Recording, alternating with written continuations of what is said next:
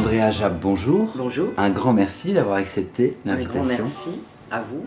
De la Fringale culturelle, c'est un plaisir, c'est la toute première fois. Andrea Japp, Le Fléau de Dieu, c'est votre actualité actuellement en librairie aux éditions Flammarion.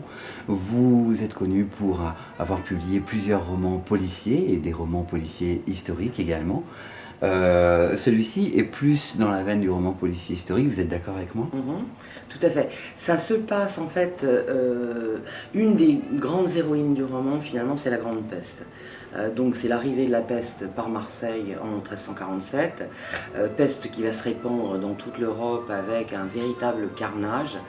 Et qui va durer chez nous à peu près une quinzaine d'années et en Europe il va y avoir des bourrasques et des retours d'épidémies de peste pendant 150 ans. Il faut savoir qu'elle a tué entre 30 et 60% de la population européenne et également que elle a fait changer énormément de choses. C'est affreux à dire, mais cette peste a eu aussi des retombées historiques extrêmement intéressantes, notamment par rapport au servage. Mais par exemple en France, nous étions 17 millions à l'époque, il y a 7 millions de personnes qui sont mortes de la peste, donc ça a vraiment été un fléau de Dieu, c'est comme ça qu'on l'a appelé. Et je me suis intéressée à cette peste il y a très longtemps, à l'époque où j'ai fait un certificat de bactériologie à Pasteur, à l'Institut Pasteur, et c'était en 87, donc ça ne nous rajeunit pas, mais il y a des choses qui sont très troublantes sur cette peste. Les témoignages ne concordent pas, l'iconographie ne concorde pas, les histoires qui nous sont venues ne concordent pas, et donc une des grandes questions du roman, c'est était-ce bien la peste ? Est-ce que vous pouvez nous parler de vos personnages? Voilà. Donc si vous voulez, nous sommes... Les personnages historiques réels sont évidemment le roi de l'époque qui est Philippe VI de Valois. C'est le premier Valois, fils de Charles, qui est marié à Jeanne de Bourgogne, dite Jeanne de France. Et on a... Ça a été un des bonheurs historiques de ce roman. Jeanne était boiteuse, elle avait un pied beau, et elle a été exécrée à son époque, et pendant très très longtemps, probablement parce que c'était une femme de caractère, c'était une femme intelligente, à qui le roi a confié la régence pendant une dizaine d'années, et parce que c'était une bourguignonne bien sûr. Et donc en fait j'ai eu envie de réhabiliter un peu cette femme sur laquelle on n'a pratiquement aucun renseignement historique, mais qui a été conspuée pendant des siècles. Voilà. Se mêle à ce groupe, et puis il y a Guy de Chauliac, bien sûr, qui est le médecin du roi et le médecin de la reine, qui est un véritable médecin et qui est le père de la chirurgie moderne, un type extrêmement brillant.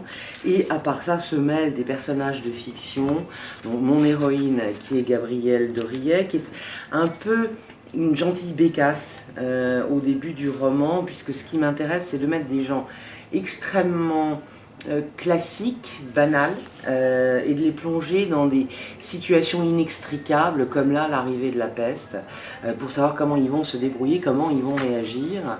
Et puis les personnages masculins, il y a bien sûr le mari de Gabrielle, Henri Dorillet, il y a le cousin du mari, Geoffrey Dorillet, qui est un chanoine passionné par l'art, une sorte de cynique pieux, c'est-à-dire qu'il est effectivement extrêmement pieux parce que l'époque est à la foi, mais par ailleurs il n'a strictement aucune illusion sur le clergé ni sur ses semblables, donc c'est une espèce de cynique bienveillant. Ce livre, comme l'ensemble de vos œuvres, vous demande beaucoup de recherche, et on sent que vous êtes quelqu'un de très précis, parce qu'il y a beaucoup de notes en bas de page. Oui, parce que si vous voulez, notamment pour ce qui est du style, il est impensable de faire parler des gens du XIVe siècle comme des gens d'aujourd'hui. Et donc, je réutilise un vocabulaire qu'on a totalement perdu. Donc, il faut l'expliquer, ce qui évite aux gens d'aller vérifier dans un dictionnaire. En plus, ils ne le trouveraient pas.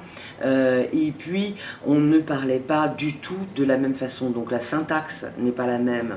Alors, il ne faut pas croire du tout que ce soit une syntaxe du XIVe siècle, puisqu'à l'époque, l'expression est le vieux français, qui est pratiquement incompréhensible aujourd'hui, mais j'ai adopté une syntaxe très 16e, 17e siècle, en fait. Alors ça, c'est ça qui est très bluffant dans ce roman, c'est le fait que vous arrivez à nous raconter une histoire dans laquelle on est captivé, nos lecteurs, et basée sur des faits réels, historiques, et en plus avec cette difficulté-là.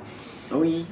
Mais c'est pour faire plonger les gens. Et pourtant, on est dans le grand public. Et on est dans le grand public, parce que si vous voulez, bon, je considère que je suis je fais de la distraction. Je fais de la distraction de qualité. Je ne prétends pas du tout faire autre chose, mais je fais de la distraction finalement sérieuse. J'insiste pour que l'arrière-plan soit le plus fidèle possible, l'arrière-plan historique, parce que j'ai dans l'idée, et mes lecteurs me le disent, que finalement les gens viennent de plus en plus à l'histoire par la fiction. Et ensuite, bon, libre à eux d'aller découvrir les sommes des écrivains spécialistes de la période, ce que je ne suis pas.